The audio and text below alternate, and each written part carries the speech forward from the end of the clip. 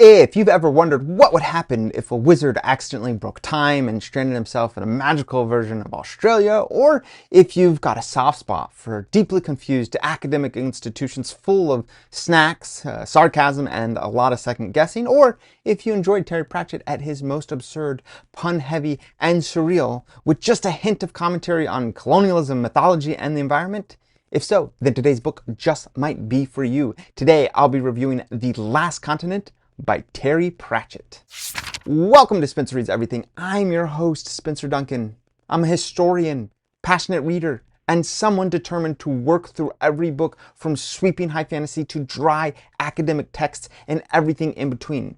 On this channel, I offer thoughtful, spoiler-rich reviews to help you figure out what books might be worth your time and which ones might not. Today, we're continuing our journey through Terry Pratchett's Discworld series with The Last Continent, book number 22 in the publication order, and the sixth novel featuring the perpetually unlucky wizard Rincewind. Whether you're here because you love Discworld, or are following the misadventures of Rincewind, or just want to see what happens when Pratchett takes on Australia, I'm glad you're here. Welcome. This video is part of my ongoing journey through Discworld, which is Terry Pratchett's sprawling, hilarious, and surprisingly profound fantasy series. With over 40 books and multiple overlapping subseries, Discworld is not just one single story. It is obviously a whole world, flat as it may be, which is full of magic and metaphysics and bureaucracy, and as always, very biting satire. And if you're new to this series or just trying to keep track of which book is which, I've got a full Discworld playlist here on the channel. Whether you're following the Watch or the Witches or Death or the Industrial Revolution arc, or in this case, of course, the Rincewind books, you'll find detailed reviews to help you along the way. So please check out my Discworld playlist if that sounds interesting to you. The Last Continent is the sixth Rincewind novel, and like the others, it leans hard into the chaos, and also some quantum uncertainty, and as always, running away very fast. If that sounds like your kind of thing, be sure to check out the playlist linked in the description below for more.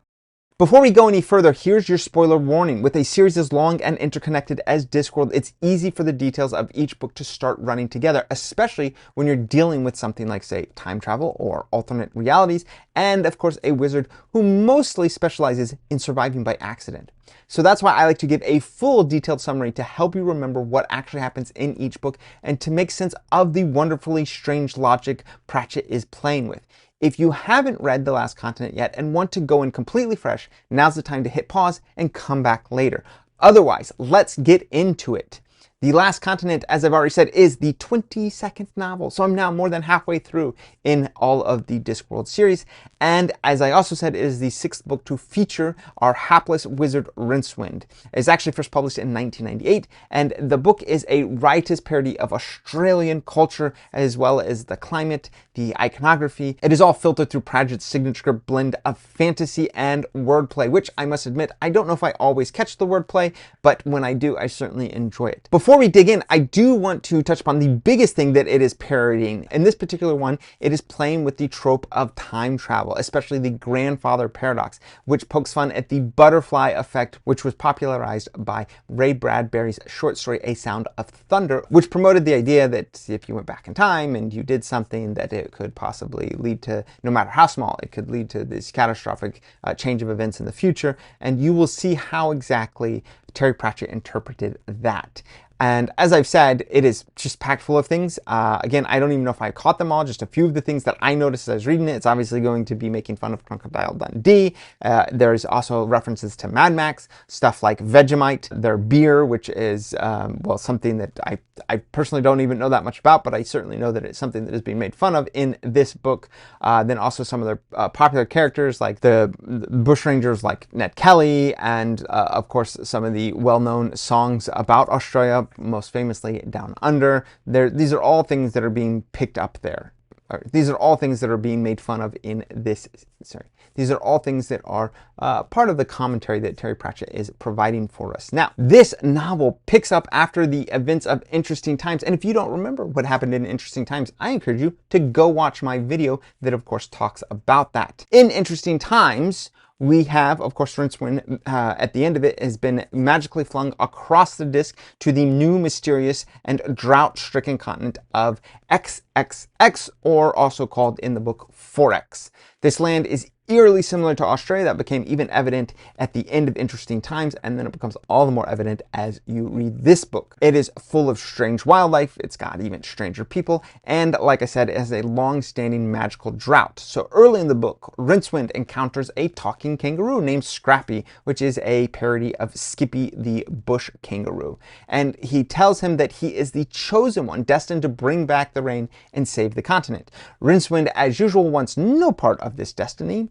Meanwhile, back in Ankh-Morpork, the senior faculty of Unseen University face a problem. The librarian is suffering from a magical malady that causes him to transform into random objects every time he sneezes. Since his original species is unknown, though readers know he used to be human before turning into orangutan, the wizards cannot restore him unless they find out what he once was.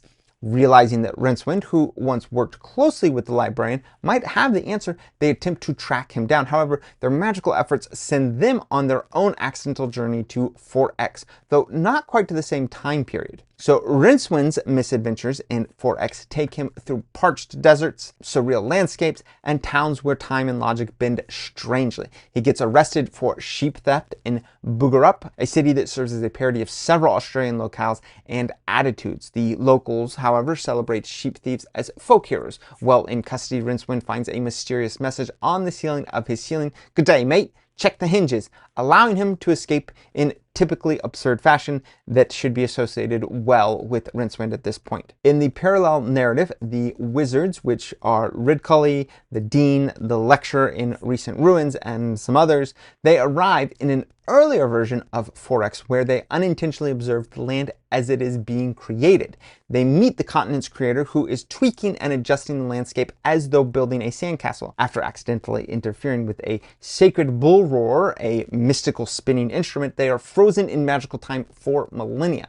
Back in the, we'll say present, I'm not entirely sure how you want to characterize it, Rincewind joins forces with an eccentric crew that includes two drag performers, Darlene and Letitia, and a young woman named Nilette. With their help, he finds his way back to the University of 4X, a strange and highly relaxed academic institution filled with beer, some sunbathing wizards, and a library where time is especially slippery. Eventually, Rincewind and the wizards' timelines converge. The wizards, newly freed from the magical stasis, attempt to end the drought through magical means to no avail. And Rincewind, who accidentally triggers the return of the rain by spinning the bull roar in a moment of idle distraction, which does fulfill the prophecy, but of course in the most Rincewind of ways, not by trying to be a hero, but simply by being present and just happening into it. The story then ends with the rains falling on 4X, the balance of magic restored, and the wizards and Rincewind sailing back to Ankh-Morpork. There are, of course, a few really interesting themes that are all the way through this at first glance. You could say that The Last Continent might seem like one of the more chaotic and comedic entries in the Discworld series, and it is, but underneath all the puns and parodies, it is doing some pretty sharp thematic work as well. The most obvious theme, of course, is its take on colonialism. The author sets the entire story in a magical version of Australia, then uses the isolation of 4X to explore what happens when cultures evolve independently and what it means when others arrive to observe, but also to control or document them. And so while The Last Continent is more playful than accusatory, it still contains a satirical undercurrent about imperial attitudes, particularly in the way the Unseen University wizards approach every new culture as something to categorize or reshape or just to misunderstand. There's also a theme of myth-making and creation stories. The wizards' subplot plays out like a spoof of Genesis or maybe some other cultural origins stories, and they land on an untouched island and immediately start reinventing society, complete with hierarchies, rituals, and misplaced reverence. And Pratchett seems to be saying that civilization is always part accident, but also part performance, and usually it is built on very shaky foundations. Rincewind's story touches on fate versus free will, recurring theme in the Rincewind books. He's always running from danger, from responsibility, from heroism, but here he's told that he's been chosen by the lady to fulfill a destiny, and of course the tension between running away and rising to the occasion creates some of the book's most interesting moments, as they frequently do for Rincewind. He, as always, doesn't seem brave, not exactly, but he does keep showing up, and I will will say that many times for Rincewind, that is enough. And then another theme that is being touched upon is questions about time and what it means for it to say stop or to repeat or to move forward. And so in a world where magic breaks the laws of physics, time becomes something that needs to be nudged back into motion. Time becomes something that needs to be nudged back into motion. And of course, who better to do that than a deeply reluctant and panicked and below average wizard? As always with Pratchett, one of the best parts of reading Discworld is the writing itself. He has a gift for slipping wisdom into the absurdity and, of course, some absurdity into wisdom. So here are just a few of my favorite quotes from The Last Continent. Some that made me laugh and some that made me think. And, of course, a lot that made me do both. I actually liked the defense of it not being technically about Australia when Terry Pratchett says, "This is not a book about Australia. No, it's about somewhere entirely different," which also happens to be here and there a bit Australian. "Once upon a time, the plural of wizard was war. We put all of our politicians in prison as soon as they're elected, don't you? Why, it saves time. Ridcully was to management what King Herod was to the Bethlehem Playground Association." That one's dark, very dark. "It is very easy to get ridiculously confused about the tenses of time travel, but most things can be resolved by sufficiently large ego." This is from Death, when he says, "I think perhaps you do not understand. People's whole lives do pass in front of their eyes before they die. The process is called living." I love that one. That's a profound one. "Creators aren't gods. They make places, which is quite hard. It's men that make gods. This explains a lot." I love that quote. I think that's, of course, ongoing part of the Discworld series is Terry Pratchett's commentary on people's beliefs, on myths, on philosophy, on all sorts of elements about the worlds that we create in our minds, which, of course, I think is just a great reflection in having this high fantasy series, which is full of absurdities and parodies and just so many wonderful things to enjoy about them. I really enjoyed The Last Continent. Yes, it is chaotic. Probably one of the most structurally unruly of the Discworld books, but that's part of the charm, I would say. It bounces between timelines as well as some bouncing around in tones and certainly in the plot lines, and yet somehow it still holds together in that uniquely Pratchett way. You're not always sure what is going on, but you know that the ride will be interesting. I'm also a bigger fan of Rincewind than most. He's not a hero in the traditional sense, but I've always appreciated that he does show up. At least when he does show up, even when he really wants to run away. His cowardice is oddly noble, and his refusal to be anything other than himself gives his stories a strangely grounded core, even when everything else is falling apart. I also think that the humor did work for me, especially the puns and cultural references, though I'll admit I probably missed more than a few.